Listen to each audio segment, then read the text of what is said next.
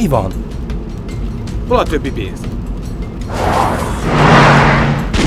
Ez itt mennyi? Talán 40. Talán annyi sem.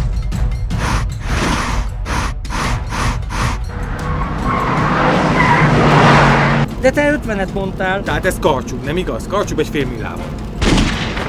Figyelj, ezzel a szatyorral jött ki, ő nem nyúlt bele, és én sem. Honnan jött ki? A próbafülkéből. Pont úgy ment minden, ahogy megbeszéltük. Meddig volt benne? Talán egy percet. Rögtön kijött. Louis, igazat mondasz? Fiú, esküszöm a kurva élet!